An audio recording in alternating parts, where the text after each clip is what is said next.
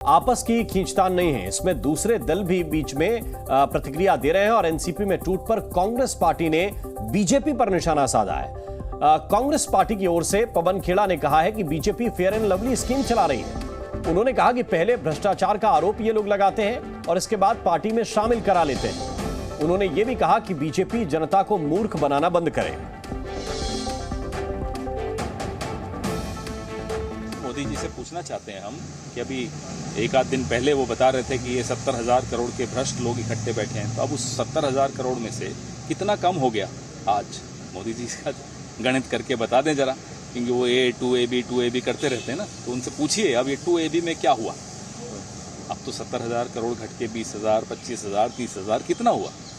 ये fair and lovely scheme जो इन लोगों ने चला रखी है भारतीय जनता पार्टी ने, पूरा देश देख रहा है कि आप पहले लोगों को भ्रष्ट कहते हो, उनको ईडी सीबीआई का नोटिस भिजवा देते हो, रेड्स डलवा देते हो, फिर अपनी पार्टी में शामिल कर लेते हो, फिर वो साफ हो जाते हैं। वो हेमंता बिस्वा शर्मा हो, वो और आज जो आपने नाम लिए वो सब हो, कोई हो, तो अब सवाल आपको मोदी जी से पूछना चाहिए। और एनसीपी में विद्रोह को लेकर उद्धव गुट की शिवसेना ने सीधे सीधे प्रधानमंत्री मोदी पर निशाना साधा है। अपने मुखपत्र सामना में पार्टी ने लिखा है कि बीजेपी का असली चेहरा एक बार फिर बेनकाब हुआ है। उद्धव गुट का कहना है कि मोदी और शाह को भ्रष्टाचार से कोई नफरत नहीं है। सामना के संपादकीय में लिखा गया है कि बीजेपी ने सबसे पहले महाराष्ट्र में शिवसेना को तोड़ा, अब राष्ट्रवादी कांग्रेस पर हाथ डाला है। ये कुछ नहीं है बल्कि सत्ता की हवस है, ये सामना के संपादकीय में लिखा गया है।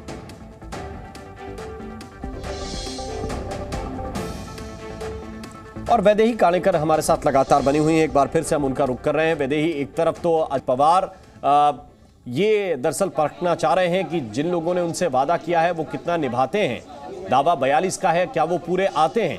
लेकिन दूसरी तरफ चाहे सामना हो या कांग्रेस पार्टी निशाना साध रहे हैं कि ये एनसीपी के अंदर का तो खेल है ही, लेकिन खेला बीजेपी ने किया है।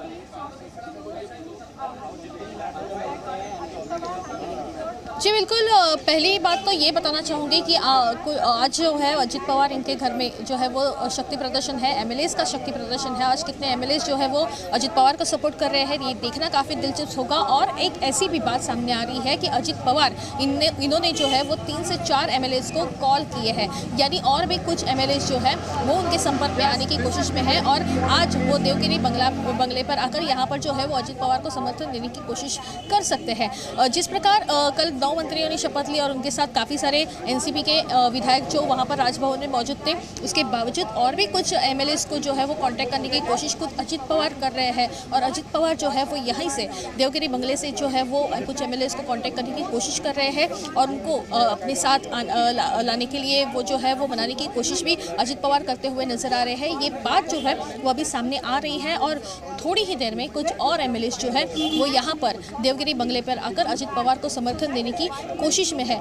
रही बात इस पूरे बगावत के मामले को देखकर अगर हम कहें तो जिस तरह ये बगावत देखने को मिली, क्योंकि 1 साल पहले शिवसेना में बगावत थी, अब एनसीपी में बगावत दिखाई दी थी। हालांकि एनसीपी में 2 गुट पहले से ही थे, एक शरद पवार गुट, एक अजित पवार गुट। और अजित पवार गुट जो है वो अप्रैल महीने से नाराज था, ये भी बात सबको पता है। लेकिन इस प्रकार इतनी बड़ी बगावत होगी, इसकी किसी को इसकी मामले में जो है वो पूरी खबर नहीं थी। लेकिन जो भी कुछ बातें हुई है वो बीजेपी ने सत्ता को खुद को जो है वो सेफ रखने के लिए की है। ऐसी बात जो है वो फिलहाल शिवसेना और कांग्रेस की ओर से कही जा रही है, क्योंकि शिवसेना से जो बागी गुट जो है 40 विधायकों के साथ जो एकनाथ शिंदे इन्होंने स्थापन किया था वो इलीगल है। उनके 16 एमएलए जो है वो इलीगल होने की संभावना है और कोर्ट वो डिसीजन दे सकता है। ऐसी बात जो है वो शिवसेना के सांसद जो है वो संजय राउत ये कहते हुए नजर आए हैं। और अगर वो एमएलए जो है वो अपात्र हो गए तो फिर बीजेपी सरकार खतरे में आ सकती है। इसके लिए प्लान बी के तौर पर जो है वो अजित पवार इनका गुट जो है वो उन्होंने सत्ता में ले लिया है, ऐसा आरोप फिलहाल संजय राउत की ओर से किया जा रहा है। जिस वजह से अगर हम देखें तो बीजेपी जो है कुछ भी है, ये आरोप जो है वो शिवसेना। बिल्कुल वैदेही, आप लगातार नजर बनाए रखिए, आपके पास मैं वापस लौट कर आऊंगा। लेकिन महाराष्ट्र की राजनीतिक पार्टियों ने बैठक बुलाई है और एक नहीं कई राजनीतिक पार्टियों ने बैठक बुलाई है। आज राज ठाकरे एमएनएस के बड़े नेताओं के साथ चर्चा करेंगे, कल उद्धव ठाकरे बैठक करेंगे, महाराष्ट्र कांग्रेस के विधायकों की भी मीटिंग है। अब जरा देखिए एक एक करके आप इसको दोबारा समझिए। आज राज ठाकरे एमएनएस के नेताओं के साथ बैठक करने वाले हैं। कल उद्धव ठाकरे गुट की बैठक है। महाराष्ट्र कांग्रेस के विधायकों की भी मीटिंग बुलाई गई है और अंकुर त्यागी भी इस वक्त हमारे साथ जुड़ गए हैं। सीधे उनकी तरफ चलते हैं। अंकुर, ये भी बड़ा सवाल है कि सभी राजनीतिक दल खुद को परखना चाहते हैं क्या? इसी घड़ी में तमाम राजनीतिक दलों की बैठक। देखिए, परखने से ज्यादा हर किसी को ये आकलन करना है कि कौन अब कहां खड़ा हुआ है।